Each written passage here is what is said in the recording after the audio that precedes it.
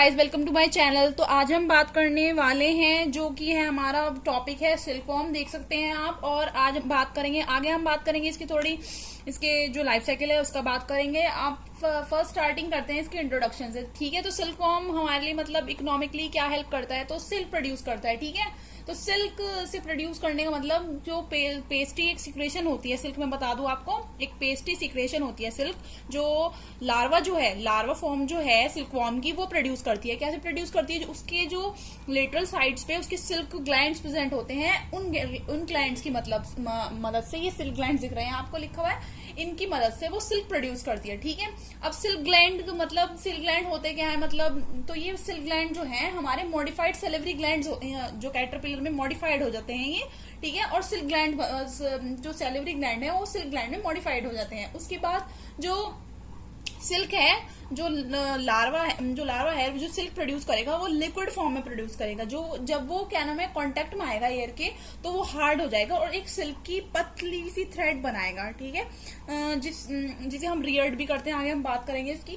उसके बाद सिल्क है बहुत हार्ड हो जाता है और मतलब सिल्क स्ट्रैंड बनाते हैं उसे, ठीक है। उसके बाद बात करेंगे इसकी हिस्ट्री की, ठीक है।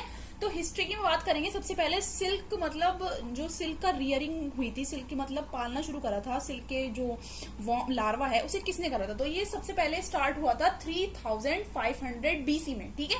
कहाँ पे हुआ था? चाइना में, ठीक है। तो चाइना के पीपल ने सबसे पहले बॉम्बैक्स मोरी, एक सिल्क का साइंटिफिक नेम है, जो चाइना स्पेशली जिसे कॉमनली हम चाइनीज सिल्क कहते हैं, चाइनीज सिल्कवॉर्म कहते हैं, ठीक है। इसका साइंटिफिक नेम है चाइनीज सिल्कवॉर्म का, ठीक है। तो सबसे पहले डिस्कवरी कौन की थी? तो कहा यह जाता है कि जो इसकी डिस्कवरी है वो एक चाइनीज एम्परर जो है, ठीक है, एक चाइनीज राजा जो है उसकी बीवी ने करी थी, उसकी वाइफ ने करी थी, जिसका नाम था हुआंग टी सी लिंग ची, ठीक है, ये उसका नाम था। और तो कुछ टाइम तक ये चाइना में ही रहा, चाइना के लोगों ने से कुछ नहीं बताया। लेकिन कुछ टाइम बाद क्या हुआ, कुछ जो मतलब एक तरह से कह सकते हैं चोर थे, वो जो भी सिल्क बनाने का तरीका है या रियर करने का तरीका है वो चुरा के, ठीक है, और जापान में लिया है, ठीक है। तो जापान में सिल्क कब इंट्रोड्यूस हुआ? 1700 ईयर अगो। ऐसे ही करते करते फिर वो यूरोप में आया 522 एडी में। अब बात करते हैं जो सिल्क इंडस्ट्री है वर्ल्ड में, ठीक है। तो जैसे कि जापान है, तो बहुत सारी कंट्रीज हैं जो सिल्क प्रोड्यूस करती हैं, रॉ सिल्क प्रोड्यूस करती हैं, ठीक है। जैसे कि जापान है, थाईलैंड है, फ्रांस है, इंडो चाइना है, ईरान है, लेबनान है, साउथ कोरिया है, इंडिया भी है हमारी, और इटली, ब्राजील, बहुत सारी कंट्री है। मतलब कहीं ना कहीं बहुत सारी कंट्री जो है सिल्क प्रोड्यूस करती हैं। लेकिन बात ये है फिर आती है, लेकिन कुछ ही ऐसी कंट्री हैं जो रॉ सिल्क बहुत ही ज्यादा लार्ज स्केल पे प्रोड्यूस करती है। मतलब वहां पे ग्रोथ जो है, सेरिकल्चर की जो ग्रोथ है या सिल्क वॉर्म के प्रोडक्शन की ग्रोथ है, बहुत ज्यादा है मात्रा में। और वहीं से ही रॉ सिल्क, जैसे ये कंट्रीज हैं, मतलब सिल्क तो प्रोड्यूस करती हैं लेकिन एक्सपोर्ट नहीं होता सिल्क का। एक्सपोर्ट सिर्फ कोई कंट्री, सिर्फ गिनी चुनी कंट्री हैं जो एक्सपोर्ट करती हैं, जैसे कि जापान, चाइना और इटली। यहाँ पे बहुत ज्यादा ग्रोथ देखी गई है इस सिल्क इंडस्ट्री की, ठीक है। यहाँ से रॉ सिल्क प्रोड्यूस होता है, सबसे अच्छा क्वालिटी का रॉ सिल्क इन्हीं कंट्री से आता है, ठीक है। बात करते हैं सिल्क इंडस्ट्री, अब इंडिया की बात करते हैं, ठीक है, क्योंकि इंडिया हमारी कंट्री है तो इंडिया की अलग से बात करेंगे। तो जो सिल्क है वो कल्टीवेट करते हैं जो हमारी सेमी डोमेस्टिक वैरायटीज हैं या वाइल्ड वैरायटीज हैं, बहुत सेंचुरी से हम इंडिया में भी कल्टीवेटेड करते हुए आ रहे हैं। लेकिन साइंटिफिक तौर पे या इकोनॉमिक तौर पे कह सकते हैं कि जो ये अप्रोच रखी थी वो एक साइंटिस्ट थे लेफ्रॉय, उन्होंने रखी थी सिल्क इंडस्ट्री को लेकर, ठीक है, 1906 में, ठीक है, उन्होंने रखी थी ये अप्रोच। और उन्होंने क्या करा था, उन्होंने जो इलाहाबाद एग्जीबिशन थी, वहां एक एग्जीबिशन लगी थी इलाहाबाद में, वहां पे उन्होंने अपना एक सेरिकल्चर स्टॉल लगाया था, लोगों को अवेयर करने के बारे में कि ये भी एक इंडस्ट्री हो सकती है, ठीक है, फाइनेंशियल अपनी जरूरतें पूरी करने के लिए ये भी एक हमारे लिए इंडस्ट्री हो सकती है। उसके बाद बात करते हैं कि कौन कौन सी इंडिया में कौन कौन सी जो सिटीज हैं, जो क्या नाम है, या कौन कौन से जो कह सकते हैं एक तरह से स्टेट्स हैं, वो क्या नाम है सिल्क इंडस्ट्री वो सबसे ज्यादा प्रोड्यूस करते हैं सिल्क। तो 3 स्टेट हैं, Jammu and Kashmir, Tamil Nadu and West Bengal. अब बात करते हैं मैसूर भी है इसमें एक। उसके बाद बात करते हैं सबसे ज्यादा हमारा रॉ सिल्क कहाँ से मिलता है। तो सबसे ज्यादा हमारी जो प्रोडक्शन है सेरिकल्चर की, जो कह सकते हैं ज्यादा ग्रोथ देखी गई है। तो जो मैसूर है वो 8 लाख पाउंड्स प्रोड्यूस करता है per year 8 lakh pounds raw silk produce करता है मैसूर। उसके बाद सेकंड नंबर पे आता है जम्मू एंड कश्मीर, ठीक है, वो 2 लाख पाउंड्स पर ईयर की है ये, देख सकते हैं हम, ये पर ईयर की वो है इनकी रॉ सिल्क की प्रोडक्शन, ठीक है। तो 2 लाख एंड लास्ट में जो है हमारा तमिलनाडु है जो 1,50,000 हमारा पाउंड्स, ठीक है, करता है। कुछ इनके अलावा कुछ और स्टेट भी हैं जैसे बिहार, उत्तर प्रदेश, मध्य प्रदेश और महाराष्ट्र, जो ऑल्सो जो सेरिकल्चर है उसे मतलब इनकरेज कर रही हैं। और जो गवर्नमेंट है इंडिया की, उन्होंने एक एम है उनका कि क्या नाम है, कल्टीवेशन करें टेजर सिल्कवॉर्म की, ठीक है, एक टाइप है सिल्कवॉर्म की, ठीक है, पूरी सब हिमालयन बेल्ट पे मणिपुर से लेके जम्मू एंड कश्मीर तक, ठीक है। अगर ये जो हमारा प्रोजेक्ट है कंप्लीट हो गया है तो एक जो इंडिया है एक बहुत ज्यादा उभरता हुआ मेजर एक प्रोड्यूसर हो सकता है, कह सकते हैं सिल्क का, ठीक है, और कम्पीट कर सकता है कंट्रीज से जैसे कि चाइना है, साउथ कोरिया, जो बहुत ज्यादा सिल्क प्रोडक्शन करती है, ठीक है। और अब बात करते हैं जो डिफरेंट स्पीशीज है सिल्क वॉर्म की, उसके बारे में बात करते हैं। तो जो सिल्क मॉथ की जो ज्यादातर फैमिली है वो या तो फैमिली बोम्बाइसिडे से बिलोंग करेगी या फैमिली सेट्रोनिडे से बिलोंग करेगी, ठीक है।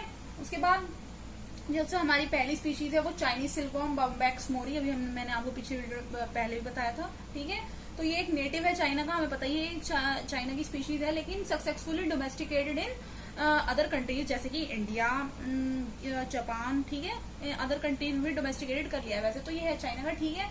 तो अब इसकी बात करते हैं कि क्या करता है ये। तो इसका जो कैटरपिलर है वो मलबेरी लीव्स खाता है, ठीक है, तो मलबेरी लीव्स पे फीड करता है और इसे मलबेरी सिल्कवॉर्म भी कहते हैं, ठीक है। नोट करने की बात है, एग्जाम पॉइंट ऑफ व्यू से बहुत ज्यादा इंपॉर्टेंट है। मलबेरी सिल्कवॉर्म किसे कहते हैं, तो हम चाइनीज सिल्कवॉर्म जो बॉम्बैक्स मोरी है उसे मलबेरी सिल्कवॉर्म कहते हैं, ठीक है।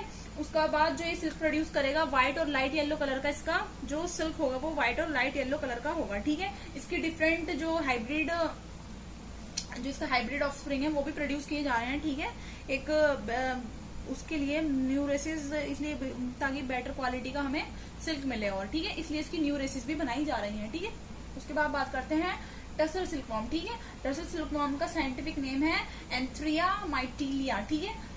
ये जो सिल्कवॉर्म है वो एक बायोवोलेटाइल स्पीशीज है, ठीक है।